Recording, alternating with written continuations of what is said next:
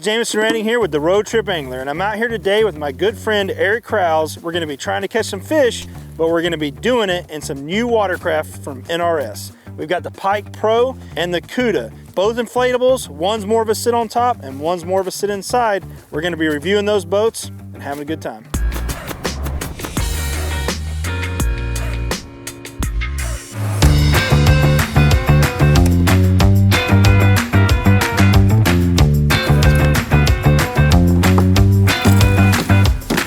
Hey, I'm Eric Crouse, good buddies with Jameson, known him for a long time. It's good to get out on the water with him today and kind of hit one of my little secret holes here. Eric has access to this lake. I mean, it's not a pond. This thing's over 100 acres. It is so beautiful and the fish are hungry, usually even when it's, you know, cold.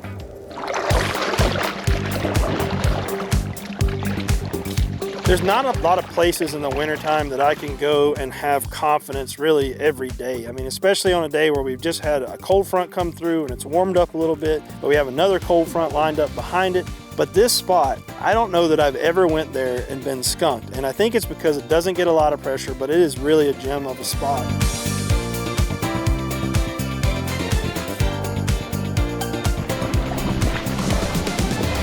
One of the things we wanted to do was kind of get a good idea side by side, testing out the Kuda 126 from NRS and the Pike Pro from NRS.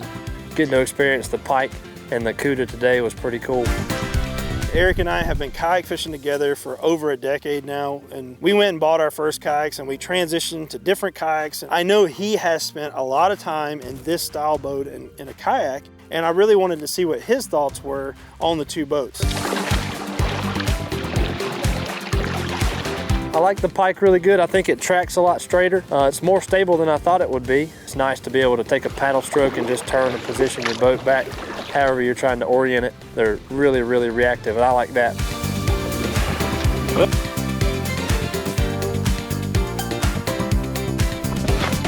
Fish on! They do exist. Middle of the winter time, and it's pretty cold out here today. A little bit of wind, but I found one hungry fish out here with Eric, so hopefully we can find a pattern here. Actually, I'm gonna take the side of you and throw it back this way. Like that right there. And you just whip it 90 degrees to the side, and there's a fish. They're all pretty though. I don't know what it is about. There you, oh dang it, he had it. I don't know what it is about this 60-yard stretch right here from this point to the back that way 60 yards, but it seems like I catch a bunch of fish on a jerkbait right here when they're biting. They're probably gonna be stacked down this bank right here. I threw the majority of the time I was throwing a jerkbait, which I love fishing a jerkbait. It's like a surprise every single time you get bit. There he is. Woo, that's a little better. Not a lot, but a little. I don't know if it's that much better.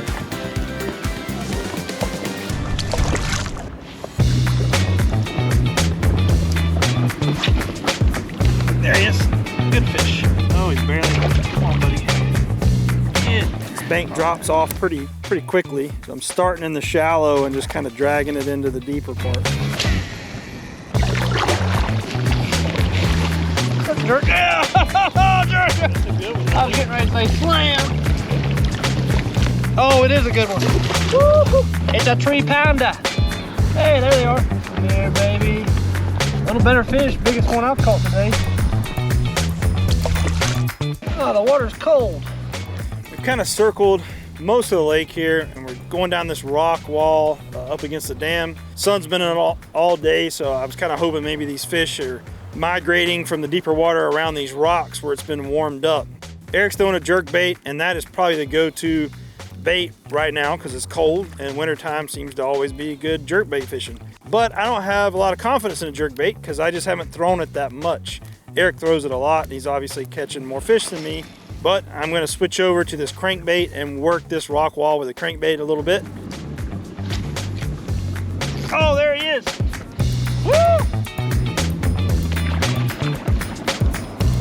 Woo! Crankbait's doing the trick. Switching over to the crankbait has really paid off over here. He's catching them on the jerkbait. I don't have a jerkbait, but I do have a crankbait, and I think that these fish are moving up near these rocks where the sun's been beating down on them all day and warming that water temp up just a bit right around them. It's deeper water right here beside of it, so they're probably holding in that and then moving up as these rocks warm up during the day to feed. And that's where we've been catching a few here lately. I've caught 2 on the crankbait so far. Keep throwing it though. Bye, girl. Then we're gonna switch boats because I want to test out the Pike. Eric's never been in the Kuda, so that way we can both get a feel for each boat. Said we're gonna take a turn with the other boat, so I'm jumping in the Kuda. So let's try this one out.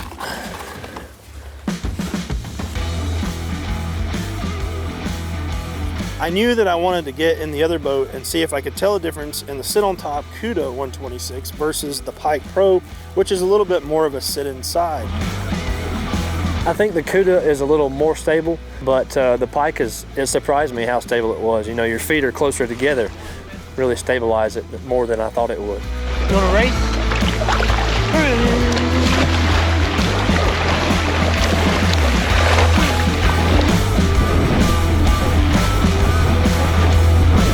To really compare, you have to kind of match cadence with your paddle strokes so that you can tell which hull shape is faster. And the Pike seemed to have a little bit of an edge on the Kuda in those conditions. But it was a great opportunity to test these boats out. I'm gonna do a full review of both the Pike 120 here. This is the Pike 120 Pro, which comes with some YakAttack stuff and a paddle, and a complete review of the Kuda. We're also gonna compare these boats to some hard boats, some plastic boats as well.